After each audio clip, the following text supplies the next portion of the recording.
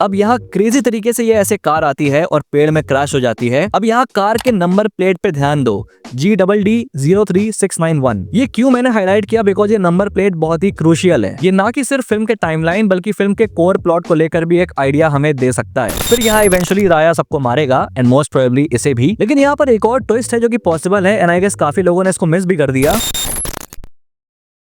So this movie is directed by Geetu Mohandas, a female director जो इस तरह के सीन को अपने फिल्म में इंक्लूड करती हैं। अब मैं सिर्फ ये सोच रहा हूँ कि ये जो फेमिनिज्म वाली हैं ये अब संदीप रेड्डी वांगा को किस बात पे गाली देंगी। Hyper masculine much. 3 years after the KGF phenomenon, rocking star Yash is back and god damn I mean जो लास्ट इमेज यश की ऑडियंस के दिमाग में थी वो ऑपरेट उसी एरिया में कर रहे हैं इस बार भी, गैंग्स, स्वैगर, एलिवेशन। लेकिन जो अप्रोच है उसी एरिया में इस बार का, that will make Toxic different. जहाँ KGF was raw and gritty and एक कंप्लीटली मासी कैटेगरी में फॉल करती है, वही Toxic goes into the neo noir style gangster flick जो सब्सटेंस वाइज भी हमें एक डिटेल्ड आउटपुट दे सकती है। बहुत साल पहले KGF और पीकी ब्लाइंडर्स में जबरदस्त सेक्स हुआ, 9 महीने बाद जो आया उसका नाम पड़ा toxic and I mean this in a very good way. Basically good combo of commercial elements plus good story, screen play etcetera हमको इस फिल्म में देखने को मिल सकता है। आई मीन एटलीस्ट मैं ये एक्सपेक्ट कर रहा हूँ। हाँ, येट अगेन है लोग ऐसे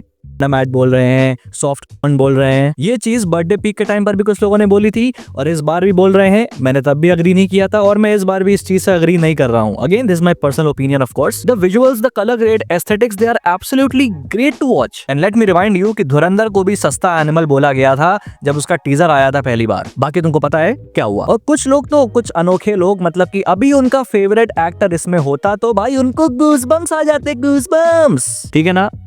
You get it. You at this point don't need to take any word from such people. Their opinion should not matter to you at all. खुद देखो, खुद ओपिनियन फॉर्म करो और इतना अर्ली सिर्फ एक टीजर से जज करना अभी सही नहीं होगा। मैं भी नहीं जज करने वाला। अभी अगर प्रेजेंट की बात करूं तो सो फार जो ये ग्लिम्स है ये मुझे अच्छा लगा, स्पेशली द विजुअल्स बहुत बेहतरीन। अब थोड़ा सा इन डिटेल चलते हैं इसके ऊपर, because there is more in the box than it looks. तो एक एक करके उन सारी डिटेल्स के ऊपर बात करेंगे जो आपने यहाँ पर मिस करी एंड काफी कुछ इंटरेस्टिंग चीजें भी हैं इस वीडियो में, तो स्टे ट्यून्ड।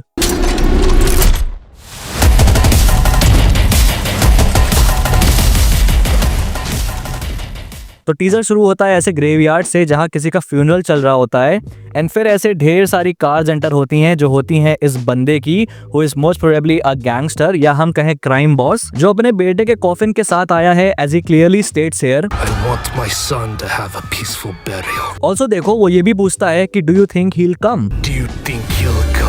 ऑब्वियसली यश के कैरेक्टर को रेफर करते हुए अब यहाँ पे काफी सारी पॉसिबिलिटीज आती हैं। अब देखो यहाँ जब वो ये पूछता है कि वो क्या आएगा तो उसके बाद क्या डायलॉग फॉलो होता है। I don't think so. Nobody's so insane.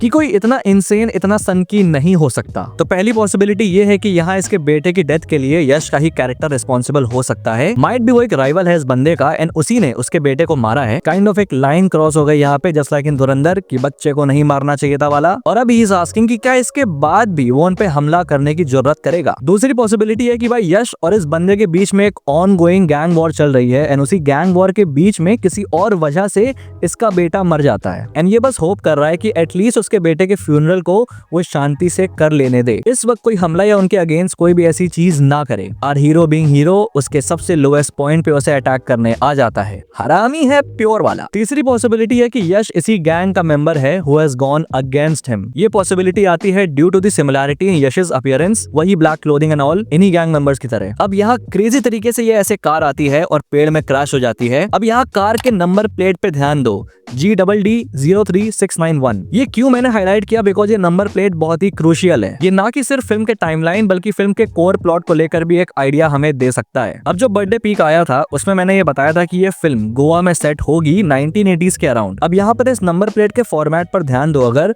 तो 3 अल्फाबेट्स हैं, जबकि इंडियन कार की नंबर प्लेट्स में 2 अल्फाबेट्स होते हैं। लेकिन ये चीज 1988 के मोटर व्हीकल्स एक्ट के बाद हुआ, जहाँ पर ये रूल आया कि अब जो व्हीकल नंबर प्लेट्स हैं उसमें सिर्फ 2 अल्फाबेट्स का कॉम्बिनेशन यूज होगा। लेकिन इस एक्ट से पहले जो नंबर प्लेट्स थी उसमें 3 अल्फाबेट्स का कॉम्बिनेशन भी यूज होता था, जैसा कि हम यहाँ पर देख सकते हैं। विच मीन्स पहला पॉइंट कंफर्म हो गया कि जो स्टोरी है वो 1970s से 1980s के बीच में सेट हो सकती है। इवन थोड़ी और कंफर्मेशन के लिए वेपन्स पे गौर करो जो 1960s से 1990s के बीच के मॉडल्स हैं एंड सबके ही पास हैं, इंडिकेटिंग दैट टाइमलाइन। दूसरा मैंने प्रिज्यूम किया था कि लोकेशन जो कि है गोवा। अब इस नंबर प्लेट में जो ये जीडी है ये कोड है गोवा और दमन दियो के व्हीकल के नंबर प्लेट्स का। स्पेसिफिकली जो प्राइवेट व्हीकल्स हैं उनके लिए फॉर्मेट यूज होता था, अब नहीं यूज होता, ये ऑब्सोलीट हो चुका है। तो लोकेशन भी कंफर्म हो गई गोवा। अब तुम सोच रहे होगे कि भाई गोवा में इतने फॉरेनर्स कैसे, इंडियन गैंगस्टर्स क्यों नहीं? तो ये मैंने ऑलरेडी एक्सप्लेन किया हुआ है अपने टॉक्सिक के बर्थडे पीक वीडियो में। फिर से यहाँ ब्रीफली बताता हूँ कि 1947 में इंडिया के आजाद होने के बाद गोवा तब भी पोर्तुगीज के रूल में था एंड 1961 में जाके लिबरेट हुआ एंड इस टाइम पीरियड में गोवा में एक अच्छी खासी फॉरेन पॉपुलेशन सेटल हो चुकी थी। अब जैसा मैंने बताया कि हमें यहाँ पर इस चीज से आइडिया मिल सकता है कि भाई टॉक्सिक का कोर कॉन्फ्लिक्ट क्या हो सकता है। अब पोर्तुगीज से आजादी के बाद गोवा में एक और चीज का राइज दिखा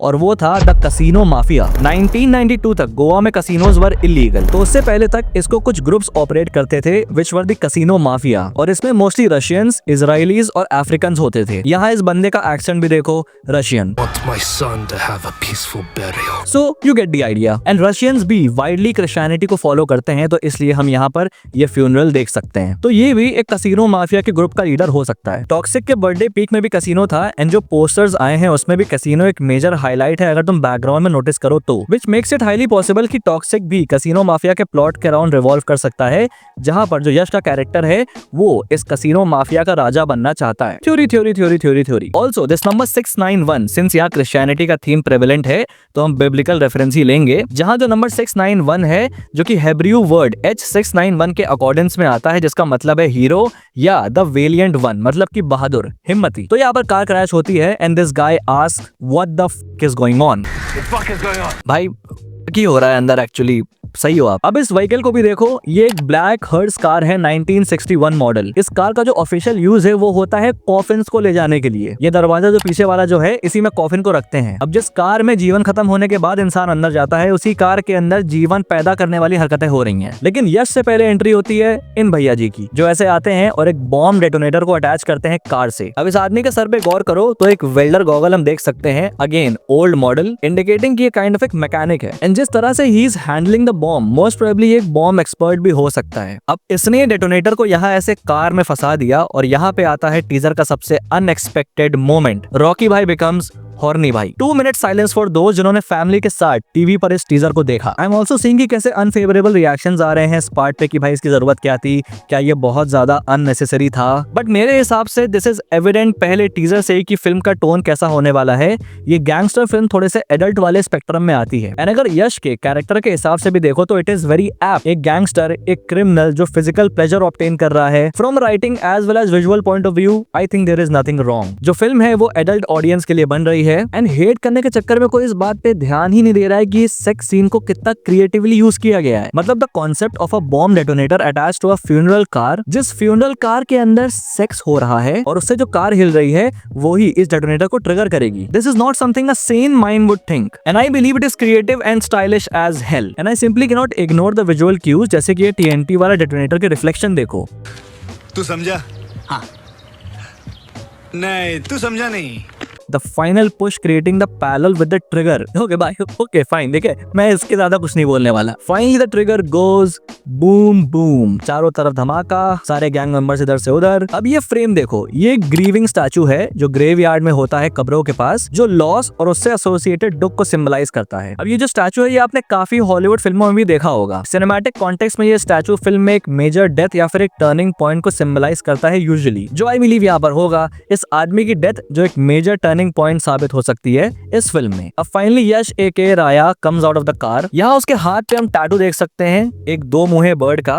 वेल ये जो है ये एक सेक्रेड बर्ड है कर्नाटका के कल्चर में, जिसका नाम है गंधबेरुंडा। ये बर्ड सिंबलाइज करती है इमेंस पावर को and Raya being a powerful character and Yash being a Kannada actor, उसके हाथ में ये tattoo, a very great detailing. इतना ही नहीं, नीचे देखो तो ये ड्रैगन से ऐसे ये इन्फिनिटी का सिंबल बन रहा है एंड गंधबेरुंडा जो कि पावर का सिंबल है उसके नीचे ये इन्फिनिटी का symbol might indicate infinite power for our protagonist. इतना ही नहीं, इसके दूसरे हाथ में हम ऐसे डबल एरो का टैटू देख सकते हैं। ये एक वाइकिंग सिंबल है जिसका मतलब होता है create your own reality. Again राया के कैरेक्टर को कॉम्प्लीमेंट करता हुआ। ऑल्सो जो राया नाम है कन्नड़ा में इसका मतलब होता है रूलर, तो मतलब नाम में भी कैरेक्टर ट्रेट्स हैं। फिर एकदम पूरे स्वागर के साथ आगे बढ़ते हुए आई ऑल्सो लव दिस उजियाई वाला शॉट, अनरियलिस्टिक लेकिन बहुत स्टाइलिश। काफी क्वर्की आइडियाज का यूज मुझे यहाँ पर दिख रहा है जो मुझे काफी पसंद आ रहा है। And here is Yash as Raya, full swagger. कुछ भी कहो, ये जो गैंगस्टर वाला स्वैगर है, Yash is one of those actors in the Indian film industry जो टेलर मेड है ऐसे कैरेक्टर्स के लिए। The way he sports the look, the way he carries the swagger is just